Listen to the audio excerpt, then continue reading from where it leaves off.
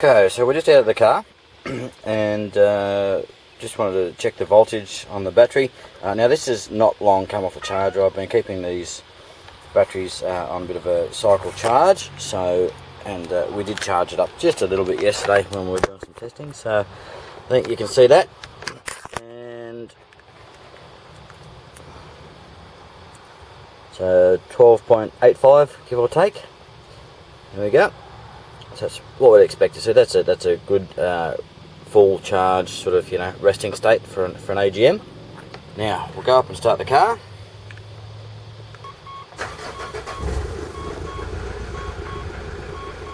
So you can see there it's not currently charging the battery, but it is showing taking power from the alternator at the front, basically because we haven't got the solar panel completely connected up yet, because we need to earth that out so it'll work properly.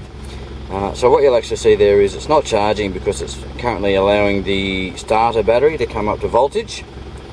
Once that happens, usually takes about a minute or so, happens pretty quickly. Then you'll see, there we go, then you'll see the charge light comes on and we start to charge. We come back over to the battery, see that voltage there, and we retest that again.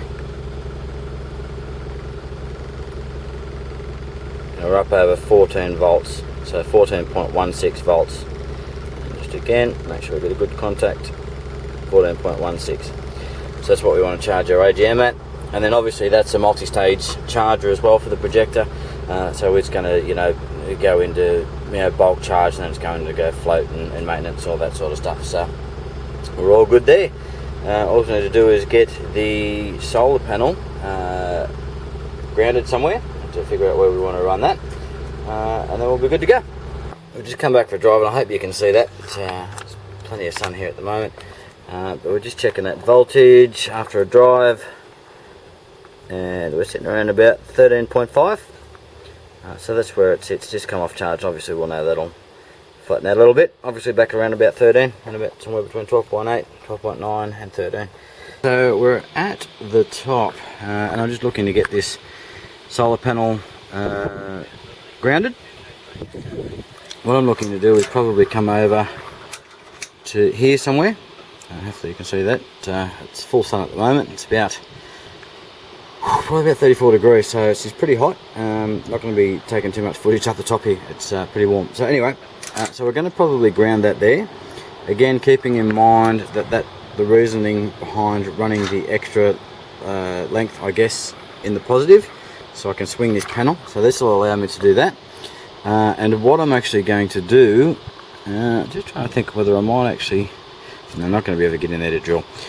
So I'm going to ground this on top, probably somewhere in the middle here, and I am going to run the ground wire, I've already checked it out, down to the rear door light switch. I would like to get under something like that, but I don't want to mess with those. They've got those stupid star screws on them, so I don't want to mess with that. And I was thinking about going under this. This captures the rubber from the door to stop it vibrating. Not hugely effective. I need to adjust that again.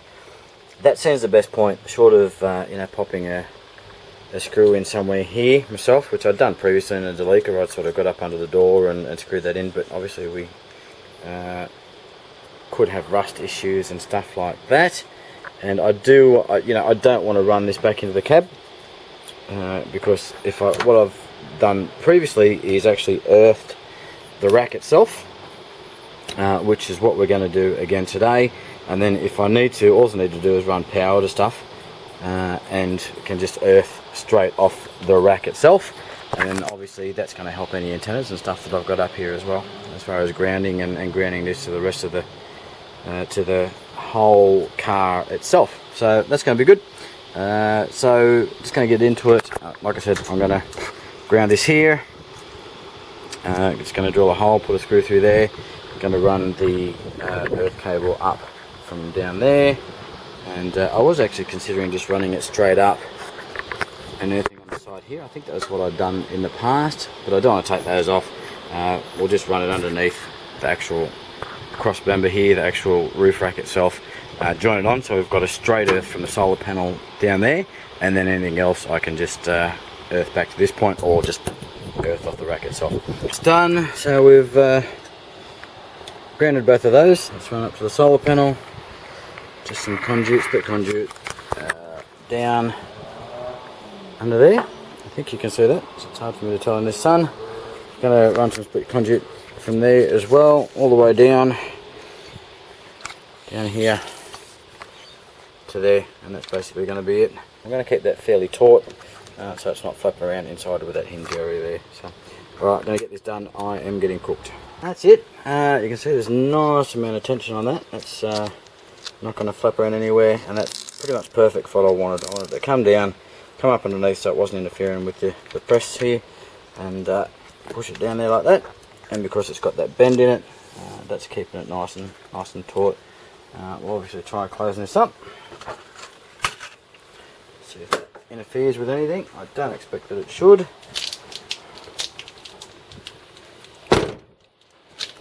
No, okay, we're good there.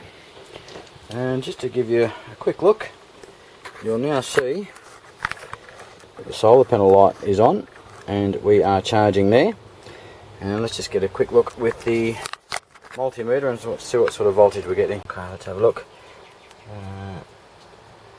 And 13.9 volts, up to 14 volts.